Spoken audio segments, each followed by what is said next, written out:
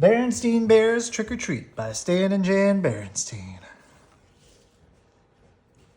Even little bears expect a good fright when they go out for treats on Halloween night. That's my scary laugh. The sights and sounds of autumn were all around as Mama Bear pushed her shopping cart along the path that led to the Bear family's treehouse. The trees and shrubs were ablaze with colors. Farmer Ben's pumpkin stood bright orange in the October sun. The crows cawed noisily as they searched their stubble for bits of corn, and wild geese in great V formation honked high in the sky as they flew south. But the surest sign of the season was inside the treehouse, hiding behind Papa Bear's easy chair. It was Brother Bear waiting to try out his Halloween costume on Mama. It wasn't Halloween yet, but Brother and Sister couldn't wait to try on their new costumes. Sister was going to be a beautiful ballerina. "Well, what do you think?" she asked, taking the third position. "Shh," said Brother. "Mama's coming." Brother had chosen to be a spooky monster on Halloween. He had bought the spookiest monster mask he could find, and Mama made the rest of the costume. "Boo!" he shouted as Mama came in with the groceries. "Help! A monster!" she cried, pretending to be frightened. "It's only me, Mama," he said, showing his face. "So it is," said Mama. "Well, that just goes to show that appearances can be deceiving." "Appearances can be deceiving? What's that mean?" asked Sister. "It's just a grown-up way of saying that things aren't always what they look like," explained Mama as she unpacked the groceries. "Look, goodies," said Brother. "Hands off, please," said Mama. Those are for trick-or-treaters who come to our house tomorrow night." Brother and Sister were very excited about Halloween, and a little nervous too. This was the first year they would be going trick-or-treating without a grown-up along to supervise. "I'm not so sure I like the idea of them going by themselves," said Papa, as he carved the pumpkin he got from Farmer Ben. "It's pretty spooky out there," he added, making a scary face at the cubs. "Now, Papa," said Mama, "if Brother and Sister want to accept the challenge of going out on their own, I think we should encourage them. But remember," she continued, turning to the cubs, "there'll be strict rules. You'll stay in your own neighborhood. You won't eat any of the treats until you're back home." "Besides," said Brother, "we won't really be by ourselves. We made a trick-or-treat date with Cousin Freddie, Lizzie Bruin, and Queenie McBairn." "There," said Papa, putting the finishing touches on the jack-o'-lantern. Then he lit a candle inside it and turned out all the lights. It was pretty scary.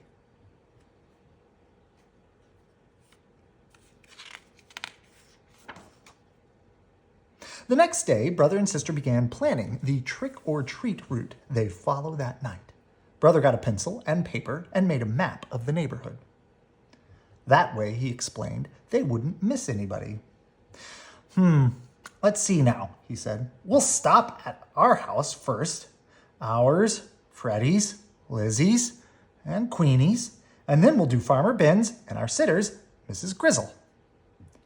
"Oh, Mrs. Grizzle for sure," agreed Sister. "She usually makes special Halloween cookies."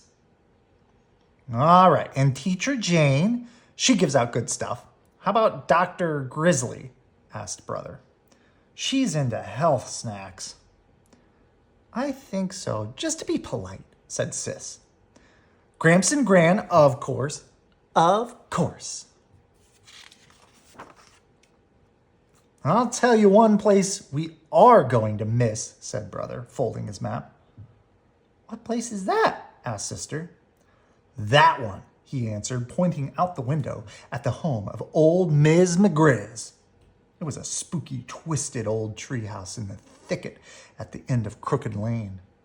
"We're definitely not going there," he added with a shiver. Why not? Oh, why ever not? Asked Mama, who was listening. Why not? Said the cubs. Because she's a witch. That's why not. What utter nonsense, protested Mama. True, Miss McGriz is old and bent and rather foreboding looking. But I can assure you she's a perfectly nice person. But the cubs didn't believe her. Not for a minute. They knew better. Everybody knew better. No doubt about it, Ms. McGriz was a witch for sure. Just after dark, a pirate, a skeleton, and the wicked queen from Snow White came for brother and sister. They were Freddie, Lizzie, and Queenie, of course, and together they ventured out into the darkness with their trick-or-treat bags. Before they could get started collecting Halloween goodies, they were joined by some worrisome company. Too Tall Grizzly and his gang out for mischief. Too Tall didn't waste any time trying to get brother, sister, and their friends to go along with him and his gang. Come on! We'll show you goody-goodies how to have some real Halloween fun, he said, pulling brother along with him. Well, what sort of fun? Asked brother wearily. Oh, you might say we're gonna put the trick back in trick-or-treat, he said, chuckling. It was so dark that brother and the others didn't notice where they were heading. Hey, said sister, this is Crooked Tree Lane.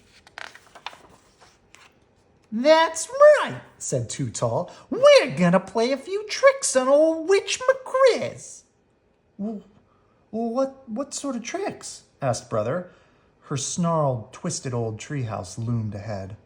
First, answered Too Tall, taking a roll of toilet paper from his jacket, we'll decorate our house with a little of this. And then maybe we'll tie a few knots in a clothesline and then smear some honey on a broomstick so she'll stick to it when she tries to fly.